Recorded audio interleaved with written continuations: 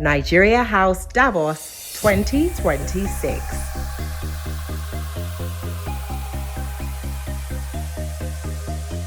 Good morning, everyone. It's a pleasure to be your moderator today. For the topic today, it is bridging the funding gap for international trade, digital trade, finance, and cross-border growth in Africa. The African Continental Free Trade Area Protocol on Digital Trade aims to harmonize the rules that will determine whether African firms can truly scale across borders as one integrated market, rather than operate within 54 fragmented national systems. Yet beyond policy alignment, the success of AfCFTA's digital trade agenda. On this panel today, I have with me our first speaker, Mr. Wale Adeosun, the Managing Director of Kuramo Capital. Could we welcome him on stage, please? Our second speaker today is Mr. Kola Aino for Ventures Platforms. Thank you.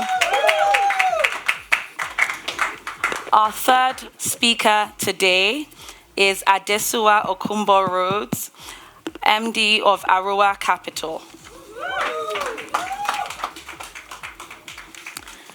And our last but not the least is Adana Amadi.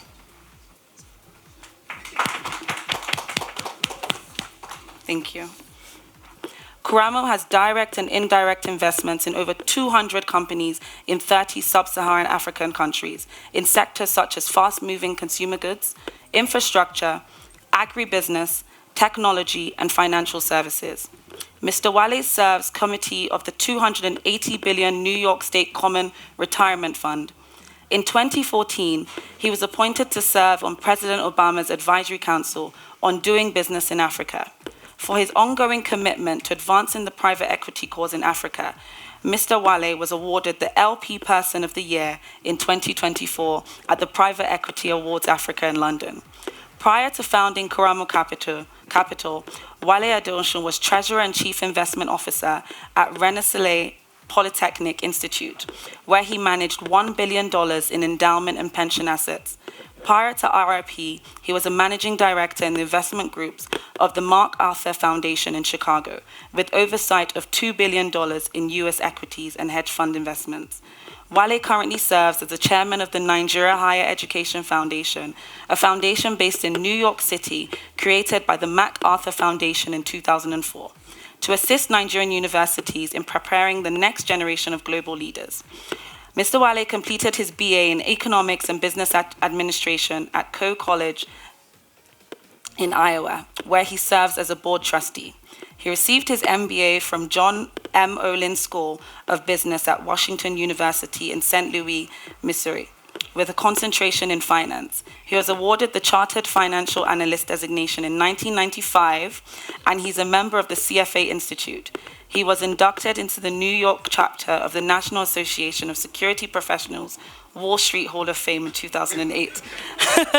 Ladies and gentlemen, can we please give a round of applause for Mr. Wale Adeosun?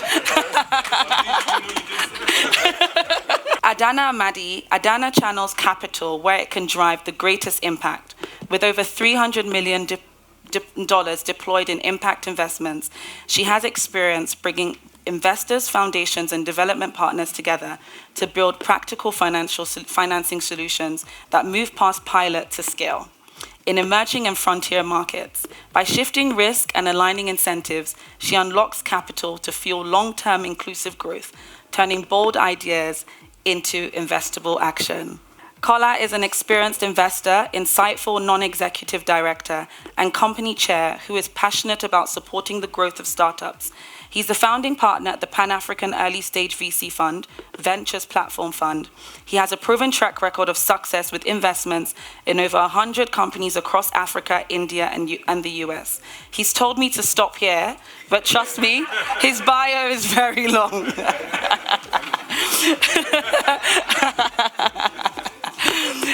And Mrs. Adesua Okumbo Rhodes is the founder and CEO of Arua Capital Management, one of the few women who owned one of the few women-owned and managed growth equity and gender lens funds in Africa. She has over 15 years of investment banking and private equity experience in developed and emerging markets from global institutions such as JP Morgan. Adesuwa has won the 2 times Global Women Fund Manager of the Year award and was recognized as one of the 150 Eco Aspire women by the Lagos State Governor and recognized as one of the 100 laureates by Institute Choisil under the age of 40 shaping Africa's future. She was recognized as the Private Equity Africa Individual Investor of the Year twice in a row.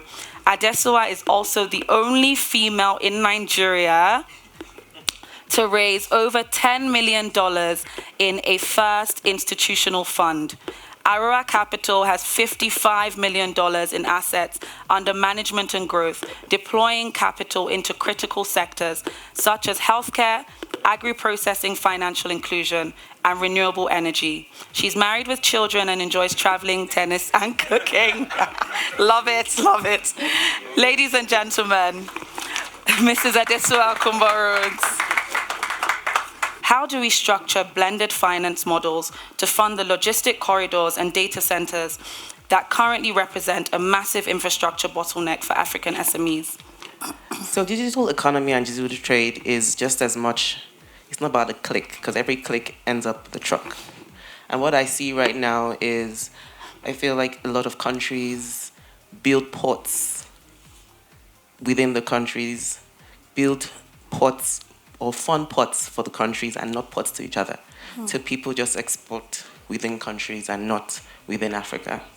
So where this lies and what its issues actually lies, logistics across countries within Africa. And that in itself is very capital intensive. So, and that is the main gap we see with SMEs and scale within Africa. Blended financing, I think, is very essential in these parts of Africa.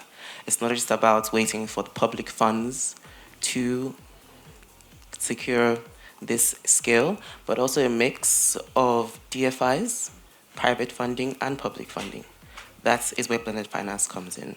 The appropriate mix, where we see that growth for long-term sustainability and not just short-term gains, that is where blended financing comes in. The public finance coming with private, all looking towards the same goal, to have that scalability in the gaps that we see in infrastructure would help with our scaling in Africa.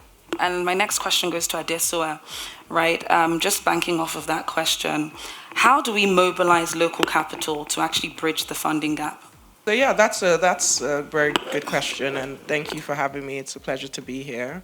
As of today, in Nigeria alone, we have about $19 billion of pension assets that are underutilized, that really could go a long way in unlocking investments in the real economy and investments in SMEs. PENCOM, to its credit, has recently tripled the permissible allocation to alternative investments. It was 5%. It's now between 10 to 15% in some of their funds, which I believe is a great step in the right direction, where more PFAs can start to invest in alternative assets, because the unlocking of private capital that she mentioned, it cannot happen unless we unlock the idle pension assets that we have in most of our countries. We've seen Ghana be very proactive in this space, where their permissible allocations are actually now legally binding. It's now into law. So I think that Nigeria can take a leaf out of Ghana's playbook to actually start to, I don't want to use the word enforce, because that could lead to some bad outcomes, but to start to pay more closer attention to how pension assets are being utilized, because right now it's mostly in fixed income, and fixed income is not going to unlock economic growth. It's not going to unlock that last mile distribution and unlock the investment in the real economy and the logistics and the the enablement of trade intra-country and also intra-Africa. So I think pension assets is something that needs to be unlocked. And I think as we see more of the PFAs investing in infrastructure, investing in the real economy, it can really go a long way to bridge the funding gap. Because we have local managers on the ground that are close to opportunities, that are able to identify great businesses, that are able to identify the businesses that would unlock the productivity gains, the efficiency gains in supply chains and logistics that will enable that trickle-down effect to economic growth. So I think that, Arua Capital, we just actually recently released a report on this, to really try and educate other private equity funds on some of the recent reforms that PenCom has just released. There's a 12-step guide in our report, so please go and check it out, to really showcase how we can position ourselves as fund managers to unlock some of these assets that are sitting idle at the moment.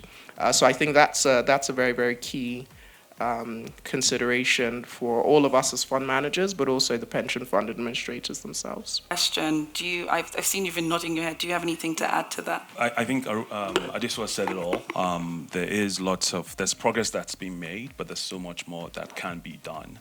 And hopefully would speak to some of the other avenues that are currently being tapped to sort of deepen local participation in the space. Yeah. Karamo Capital has catalyzed over $3.5 billion into African businesses. From a private equity lens, what specific digital trade infrastructure, like data centers or fintech rails, is now considered institutional grade and ready for large-scale capital?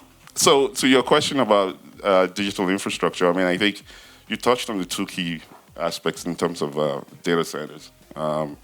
Yesterday, when the Minister of the Honorable Minister of Finance and CME was speaking about AI and how AI is going to really disrupt our lives in all aspects. And obviously, one of the key aspects of AI is power, and the fact that we're all going to be utilizing 6 times, I guess, the amount of power we were utilizing before. And data centers are going to be key, and they're building more data centers. So we think that's a very interesting space to really pay attention to. But even beneath it, obviously, is power. And we've invested in some power assets in Nigeria right now, but we think you can do a whole lot more.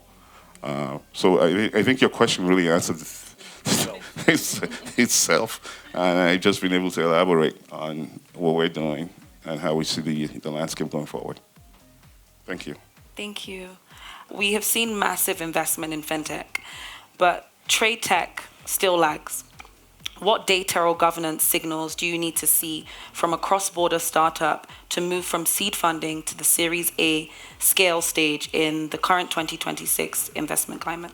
Let me echo what Mr. Adeosun has said. I want to say how proud I am as a Nigerian to walk the promenade and be able to sort of stop for jollof at Nigeria House Davos. Having been regular here for a few years now, I've always been green with envy when you'd see other country houses. So it's really, really a delight.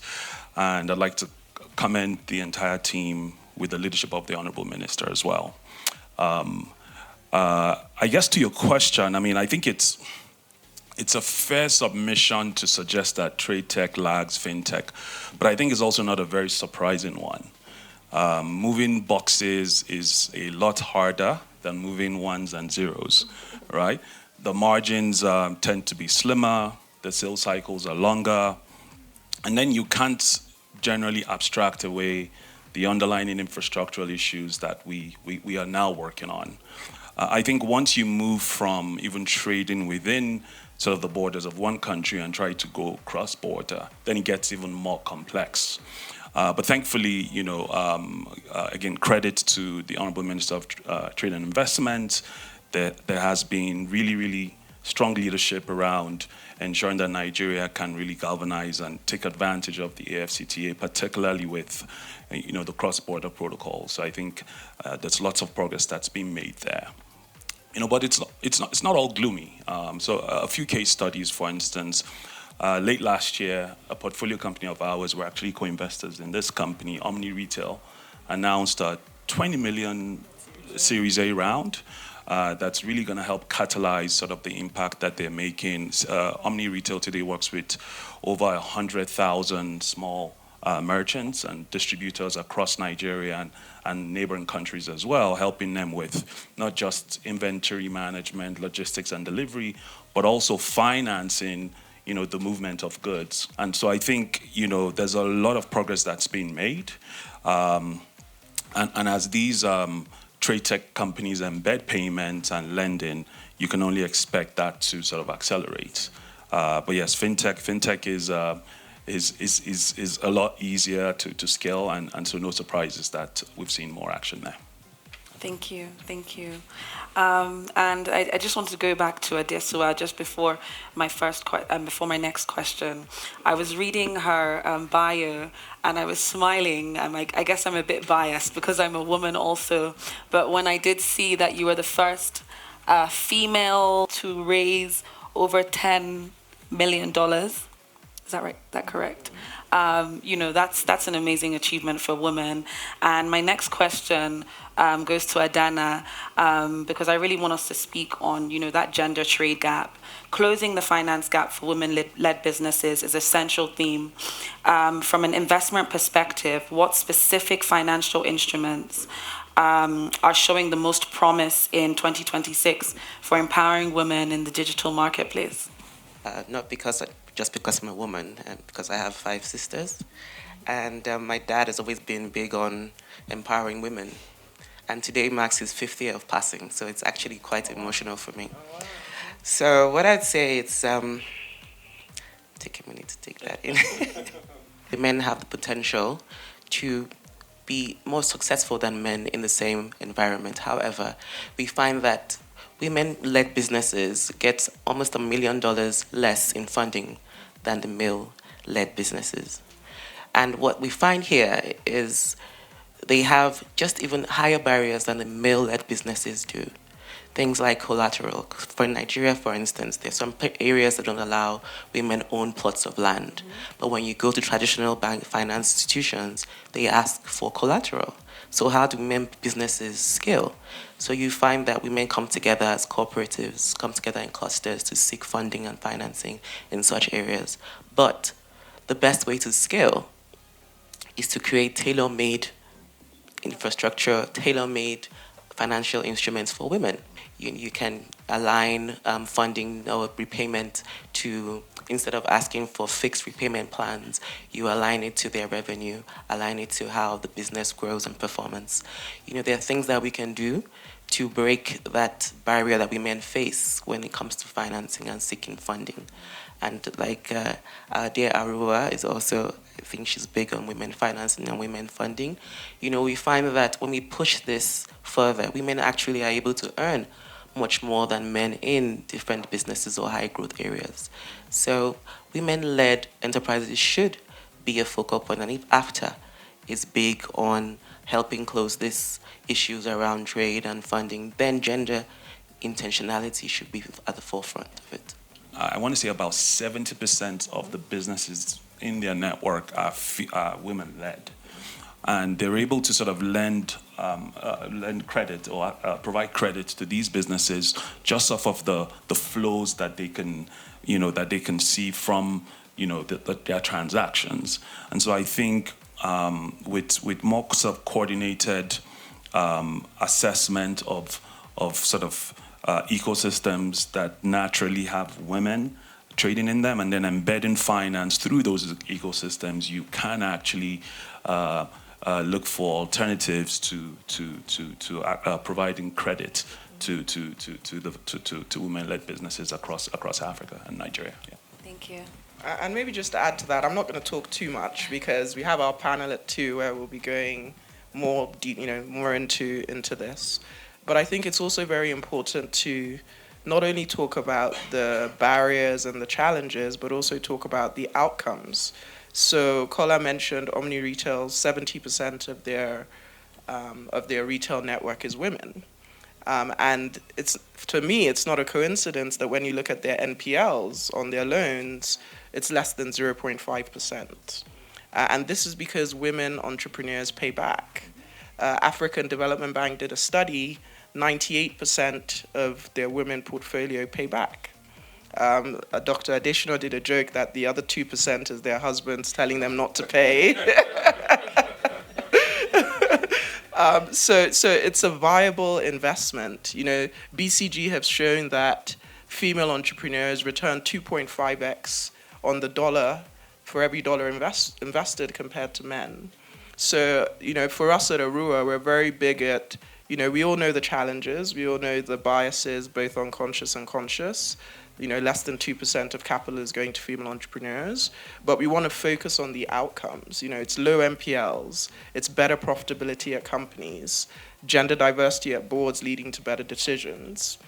So it's a viable investment. And because of the role that women play in African families, there is a huge multiplier effect on impact and access to education and healthcare for children. So I'll stop there. Come to our session at 2. So the way it generally works is, all right, like, so on this panel, I'm the OG, right? I raised the average age here significantly.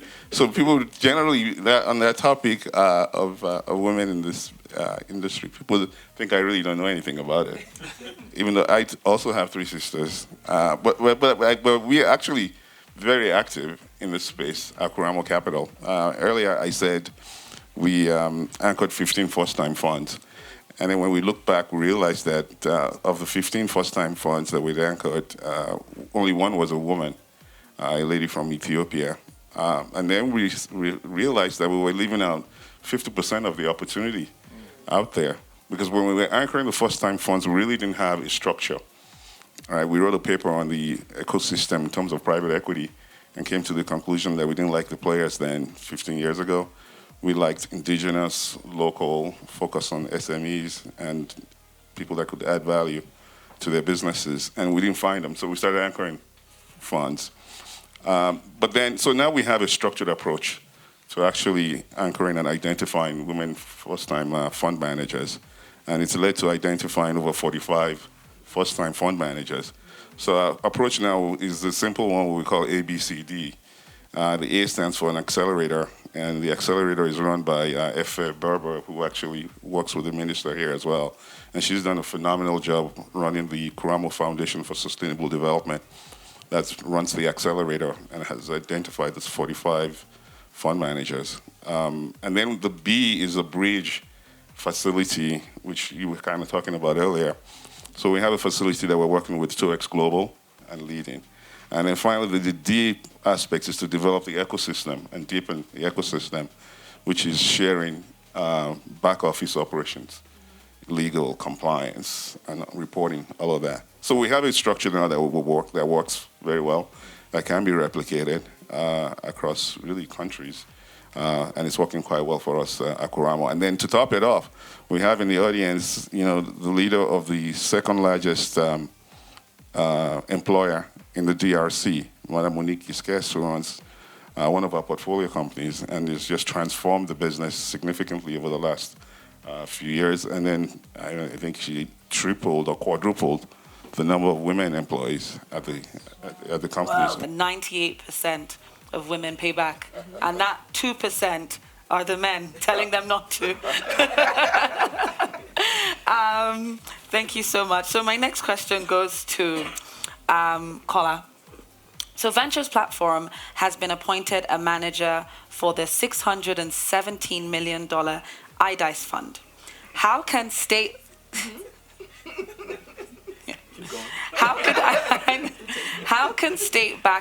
How can state-backed venture capital like IDICE be used to de-risk the very infrastructure that digital trade relies on? And just before you answer that question, it would be nice to just explain the IDICE fund for people that don't know what it is. So first off, we are not the manager of the entire fund, but we're very honored to be the first manager that was appointed through a very competitive process that lasted 2.5 years. Highly rigorous process.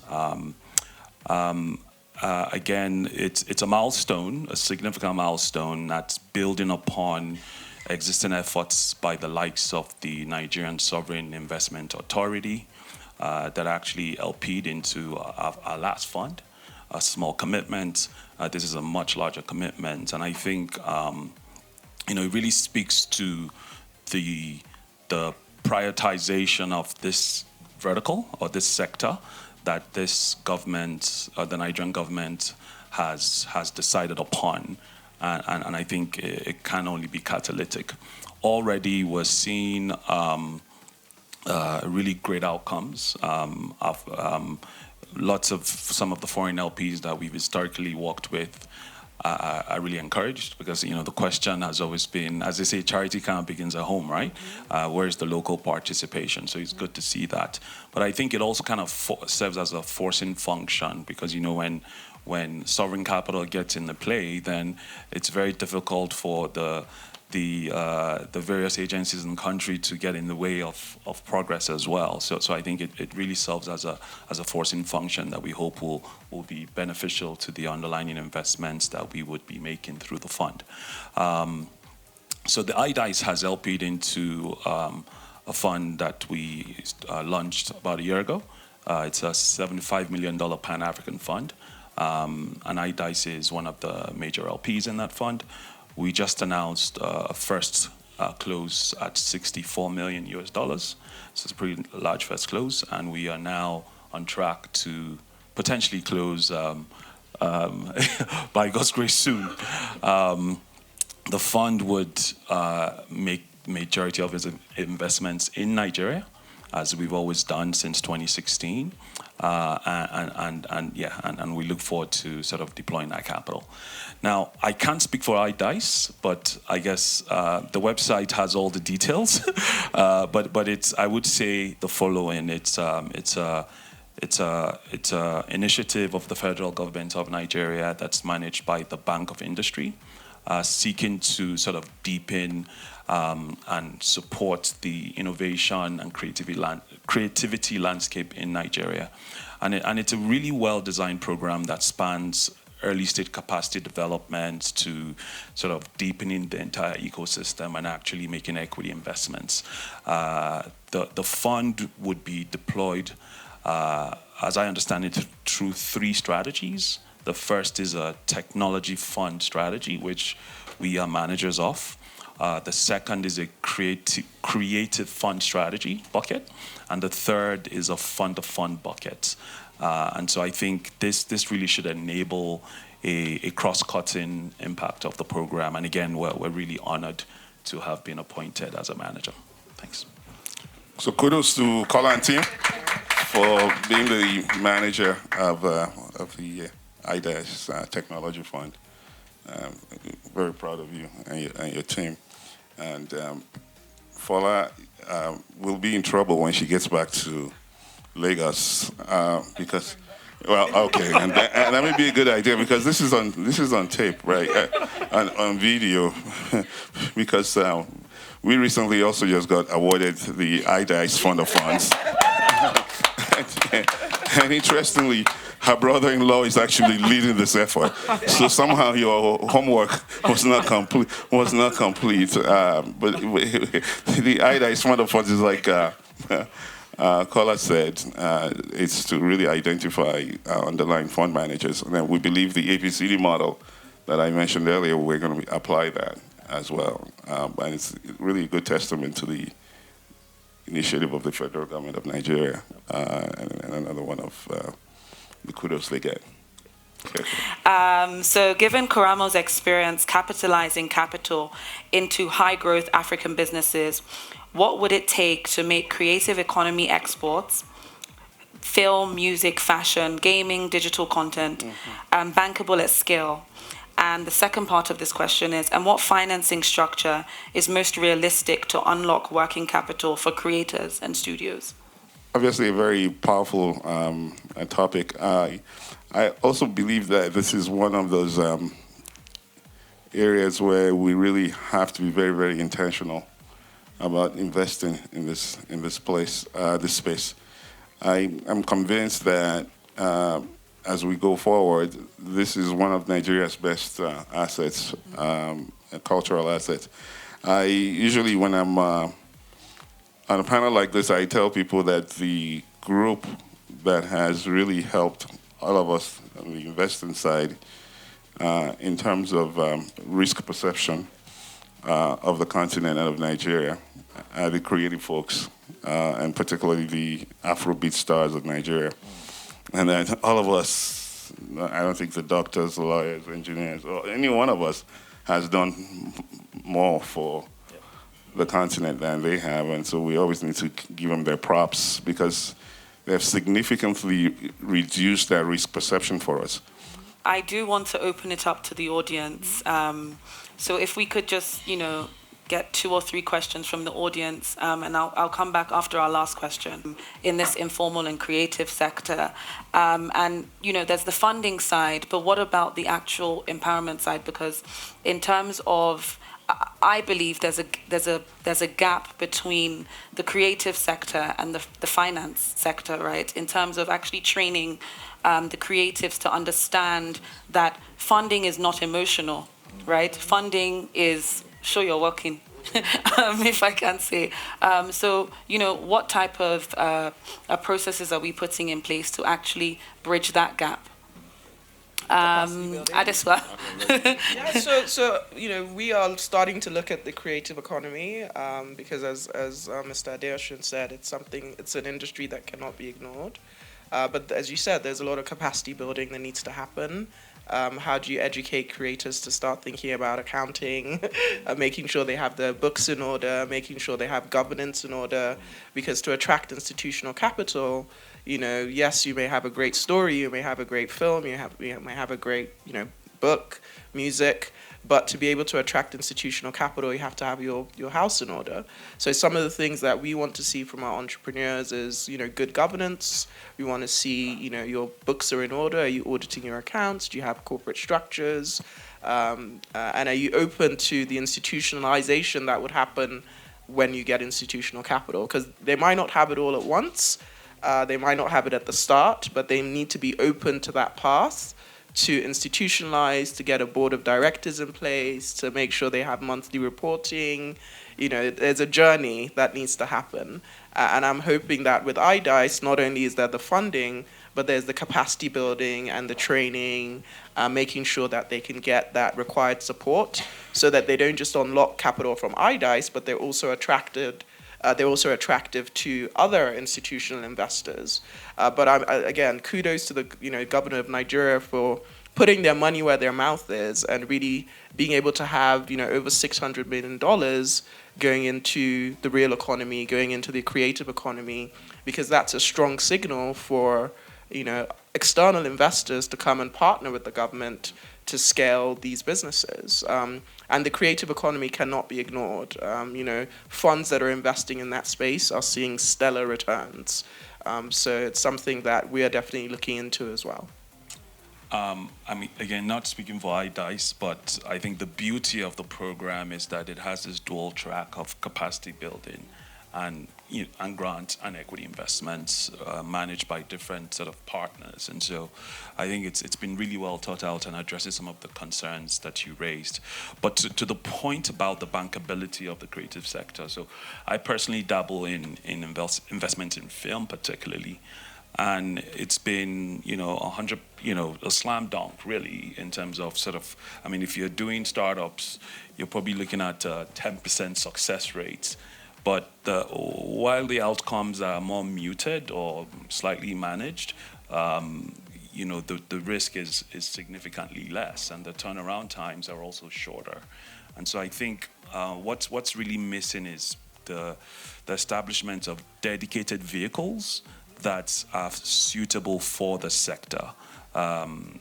It's tough for a creative project to sort of try to raise capital from an equity fund that's looking to do multiples that are much more significant than the. But thank you so much, and I'll just ask my last question before I open it up to the audience, which is still on the informal sector and SMEs as a whole.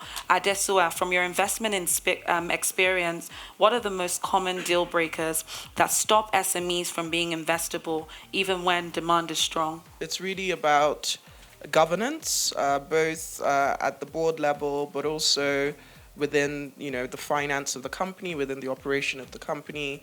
How are decisions being made?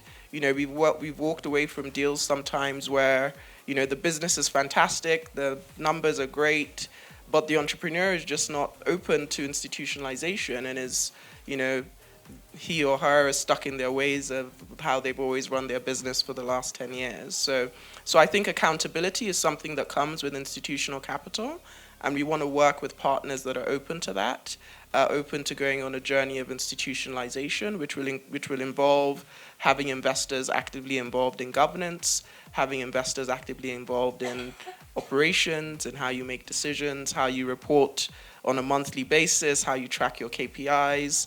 We want to make sure that we're partnering with founders that are open to that. And I think that, as we've seen over the last 10 years, there's been, increased private equity activity, increased venture capital activity.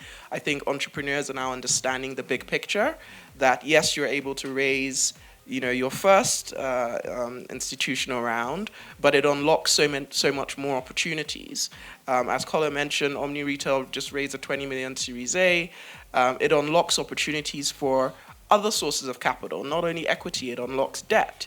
It unlocks non-dilutive capital like grants. We're backed by some of the large foundations like MasterCard Foundation, Ford Foundation, Visa Foundation, and we always say to our businesses that yes, you're going to raise this first round, but in subsequent rounds you can unlock grant funding for capacity building.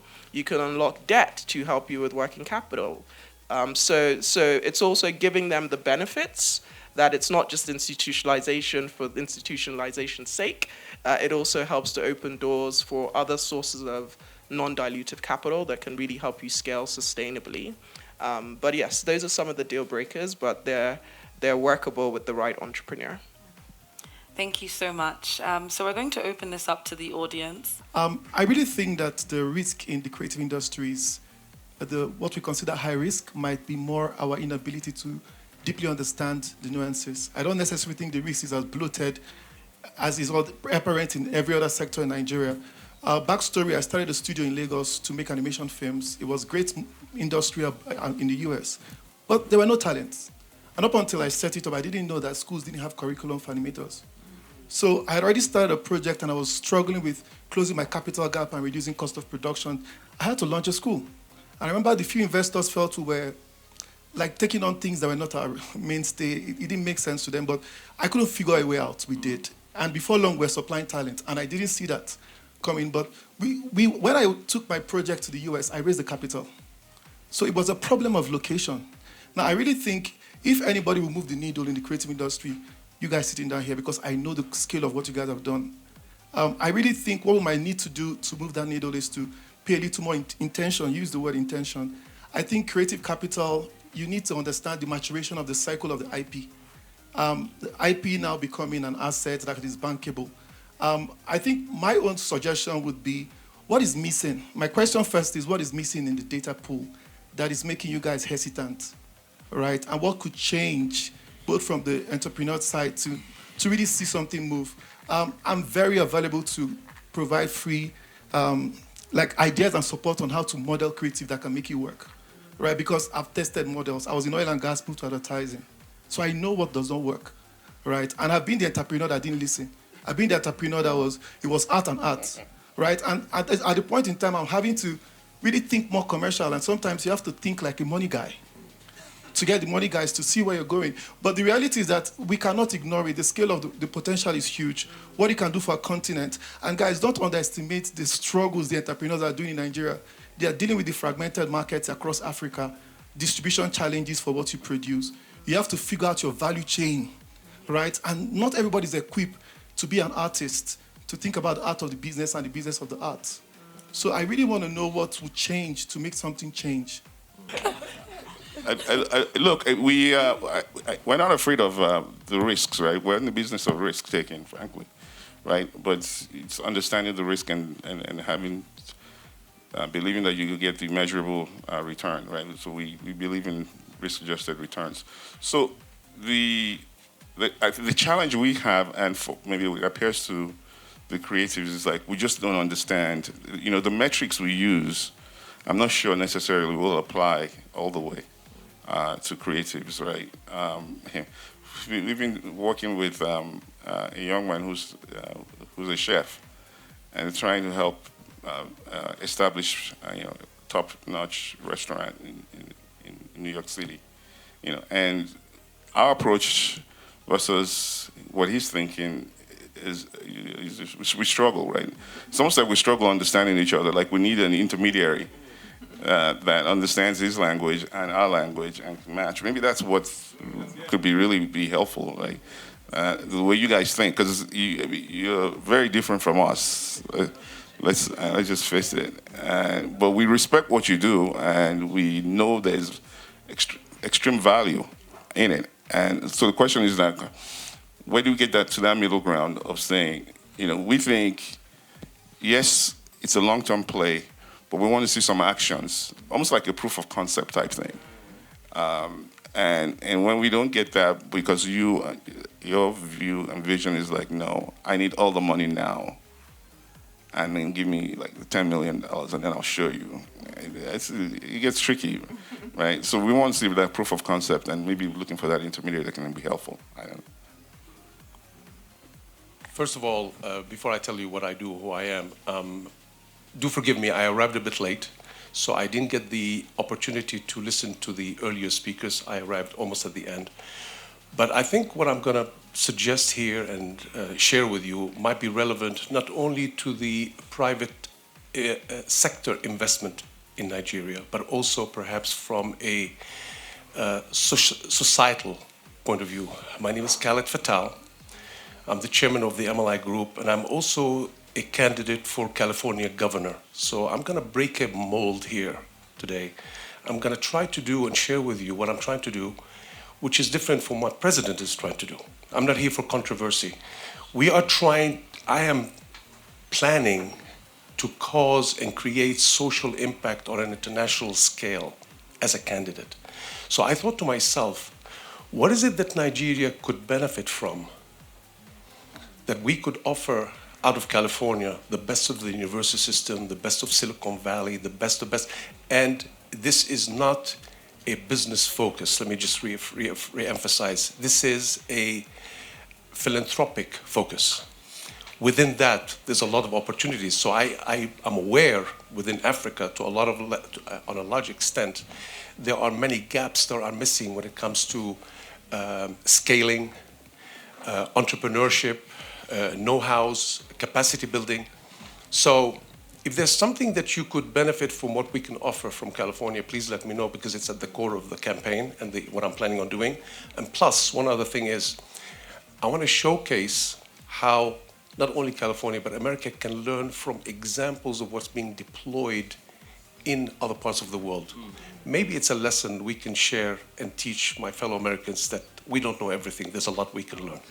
So perhaps there's something of value in taking the conversation to a next level. And I don't know if any of the panelists are government officials. There's a role for government, there's a role for civil society, there's a role for the business sector. But I think there has to be a role that we all focus on societal impact. So what I share with you just now, talk about Silicon Valley. Many of the Silicon Valley companies who want to come in on their journey that I'm bringing them on, I tell them, if you're only interested in making money, stay at home. You're not coming. Does that make sense? So anybody who wants to have a conversation to see how we can take it to the next level, talk to me.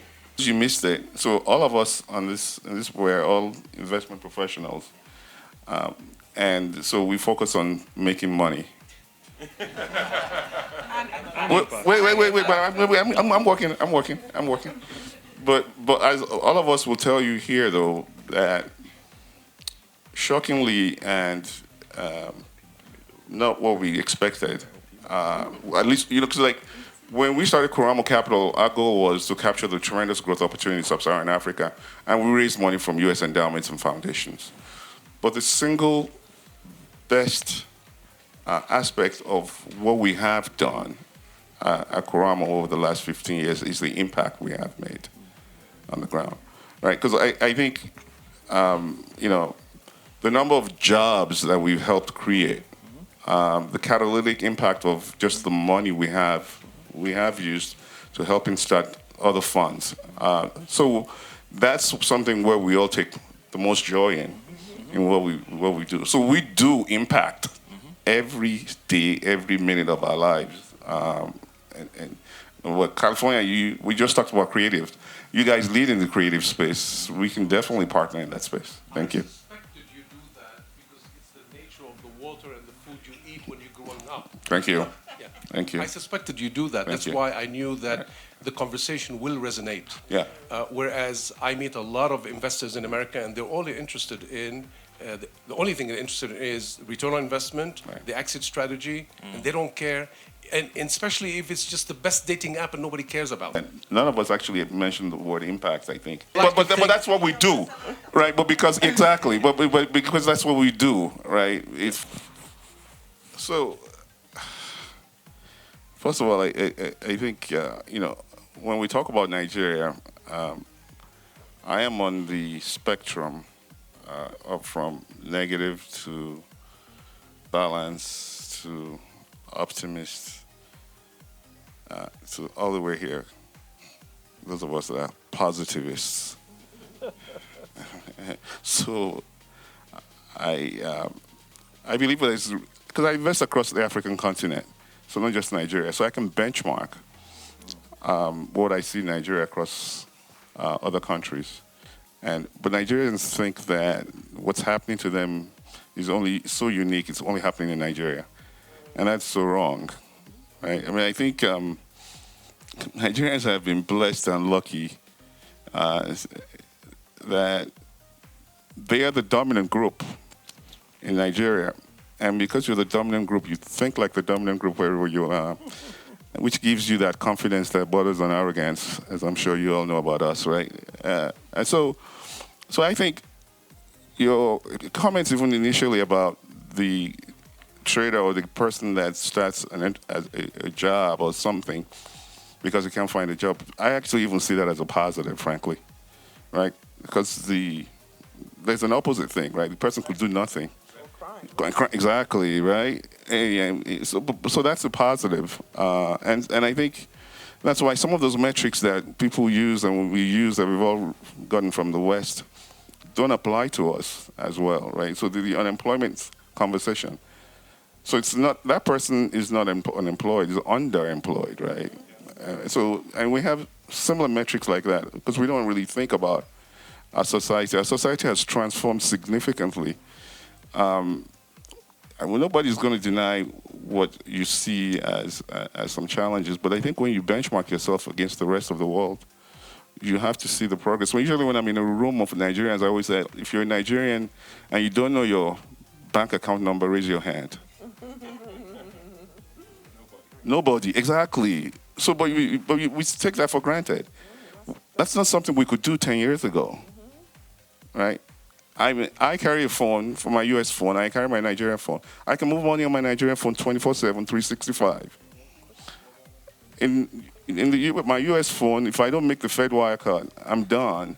Or I have to go through a third party like a Zelle or whatever, right? But I can do bank to bank 24/7, 365. Exactly, right? So that has changed our lives significantly, right? But we take it for granted, like I get on. We wrote a paper in 2012 when we started Kuramo, and we said the GDP of Nigeria was double, and people didn't believe it. But we had significant transformations that suggested that GDP was double at the time because we had the banking evolution transformation, and we all know it. We're all living in it, but nobody really felt like the GDP should be double. We just left it alone. And that was, over 10 years ago. And then they rebased the GDP when we brought investment in 2014, over 10 years ago. Now, we didn't rebase the GDP for another 10 years until last year.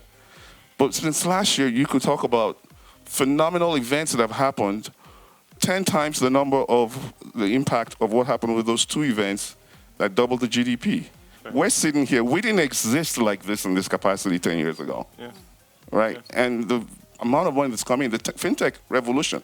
We have unicorns in Nigeria for the first time. So you know, like, right? Yeah, we do. When I was on a panel at Harvard Business School with Shola Akinlade of Paystack, and he talked about how he was a software engineer, never left Nigeria until he was 26 years old, went to the YC Combinator, and 4 companies, Tencent, Stripe, I think Visa, I forget the fourth one, right? Found him, invested, and then a few years later, he became a billion-dollar entity. Like, it took him like 4 or 6 years to become a billion-dollar entity. And we're seeing that. Like, do you know how many years it took Aliko Dangote to become a billionaire? So that's huge transformation in a country that we don't pay attention to. Like, if you look at the top 10 companies in Nigeria on the listed exchange, if you think about the unicorns, they're not listed. And so they're some of the largest businesses. And then they have unintended positive consequences we don't talk about. So what has he done? He's written code and solved global problems, right? And he's abided to global best practices from day one. So young Nigerians that can write code are learning global best practice and can become wealthy. And we make it sound like what's happening to us is so unique. It's not. And relative to the other parts of the world and other countries with black people, we're the luckiest black people on the face of the world. Thank you. Thank you.